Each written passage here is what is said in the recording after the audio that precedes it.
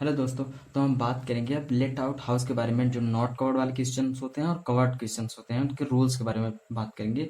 Let out house कहाँ से निकला है? ये एनुअल वैल्यू में से निकला है। एनुअल वैल्यू को हमने वीडियो बना रखी है, फिर भी एनुअल वैल्यू होती क्या है? एनुअल वैल्यू वो होती है जैसे कोई भी प्रॉपर्टी साल दर साल कितने में बिचेगी, कितनी की उसकी वैल्यू बची हुई है, वो हमारी होती है एनुअल वैल्यू।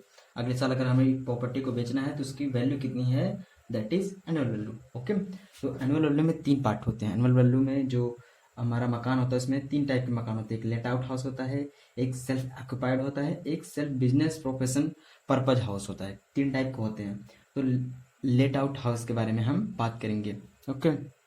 इसके लिए लेट आउट हाउस को दो पार्ट में डिवाइड करते हैं। एक not covered by the rent control act 1972, जो रेंट कंट्रोल एक्ट 1972 के द्वारा कवर्ड नहीं किया जाता उसके लिए अलग रूल है, और जो कवर्ड है बाय रेंट कंट्रोल एक्ट 1972 उसके लिए अलग रूल है। ओके। कैसे हम को पता चलेगा कि रेंट कंट्रोल एक्ट कवर्ड है या नॉट कवर्ड है? तो जब सवाल में हमारे जो क्वेश्चंस को सॉल्व कर रहे हैं, अगर स्टैंडर्ड रेंट करके दिया है, मतलब स्टैंडर्ड रेंट उसमें दिया है क्वेश्चन में, तो ये कवर्ड वाला है रूल लगाएंगे, और नहीं दिया है तो नॉट कवर्ड वाला रूल लगाएंगे। अब हम देखते हैं कवर्ड वाला रूल होता कौन सा है। ठीक है। तो सबसे पहले लिखेंगे हम क्लासिफिकेशन ऑफ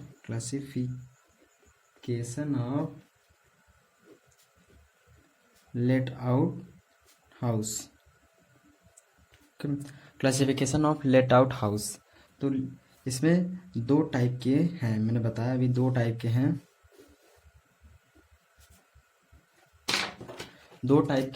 पहला है not covered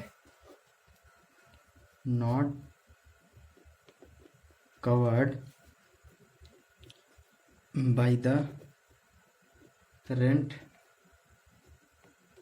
control act 1972। Writing थोड़ी नहीं बन रही है फिर भी। और दूसरा है covered by the rent control act 1972। तो ये हमने दो पार्ट में इसको डिवाइड कर लिया। तो हम पहले नॉट कवर्ड वाला पहले लिखा है, तो इसके लिए पहले नॉट कवर्ड वाला देख लेते हैं रूल क्या है। ठीक है। तो नॉट कवर्ड वाला रूल तो मैंने लिख लिया है, computation of annual value in case of house not covered by the rent control act 1972। तो अगर हाउस नहीं कवर्ड है 1972 के अंडर रेंट कंट्रोल एक्ट के अंदर, तब कौन सा रूल लगेगा? तो इसमें सबसे पहले फेयर रेंट आता है। फेयर रेंट को लिखते हैं फेयर रेंट। सेकंड आता है म्युनिसिपल वैल्यू। इन दोनों में जो हायर होगा, whichever is higher,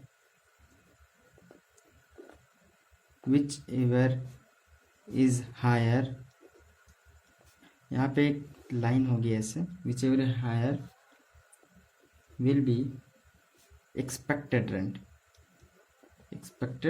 rent जो होगा एक्सपेक्टेड रेंट होगा। जैसे यहाँ पे फेयर रेंट कुछ होगा और उसके बाद यहाँ पे म्युनिसिपल वैल्यू कुछ होगी। ओके। तो इसमें जो ज़्यादा होगा वो यहाँ पे हम लिख देंगे एक्सपेक्टेड रेंट करके। Expected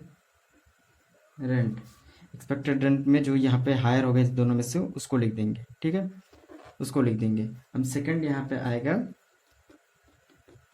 actual rent. ठीक है, एक्चुअल रेंट इन दोनों में जो हायर होगा, whichever is higher will be gross annual value. इन दोनों में जो ज़्यादा होगा, मतलब यहाँ पे हमने एक्सपेक्टेड रेंट निकाल लिया, एक्चुअल रेंट दिया होगा, इन दोनों में जो ज़्यादा होगा उसको हम मानेंगे ग्रॉस एनुअल वैल्यू। तो यहाँ पे लिख देंगे उस वैल्यू को।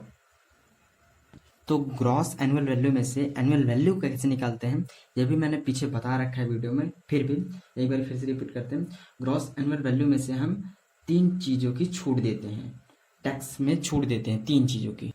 पहली कौन होती है, लॉस्ट ड्यू टू वैकेंसी, मतलब मकान खाली रहा, या दूसरा unrealise rent, unrealise rent if condition of rule 4 satisfied, अगर नियम 4 की शर्तें पूरी हो तब, ठीक है। अनरियलाइज रेंट मतलब मानते हैं किराया डूबा, किराया डूब गया, उस चीज़ की हम छूट देते हैं। Third is municipal tax paid by owner, तब अगर जो मालिक है उसने चुकाया हो तब, ठीक है।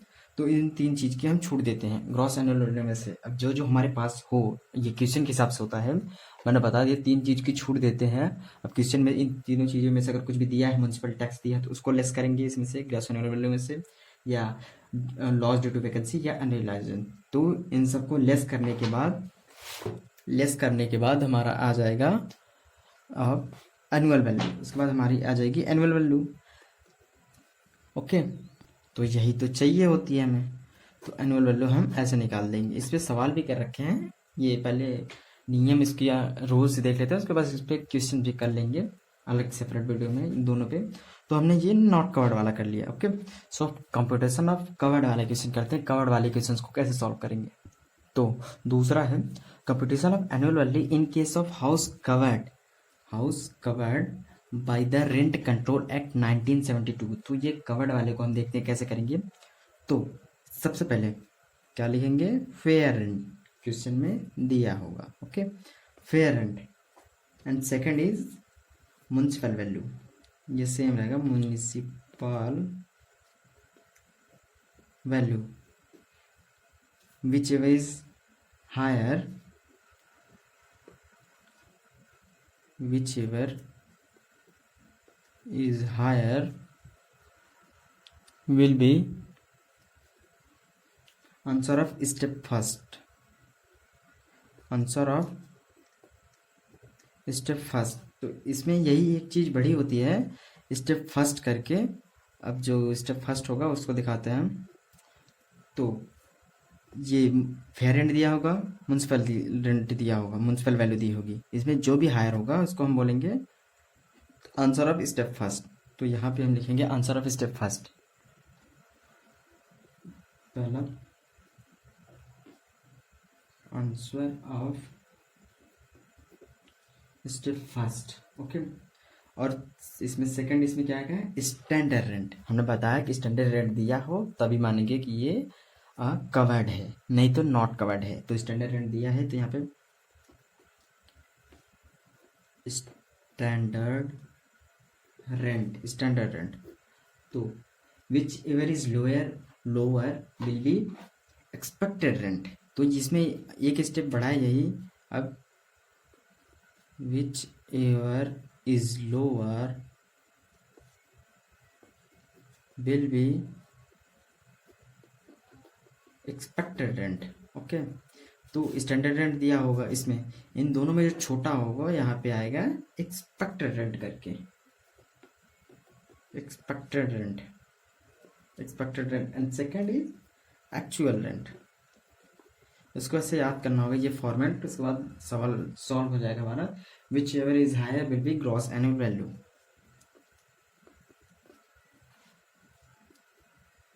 Which ever is higher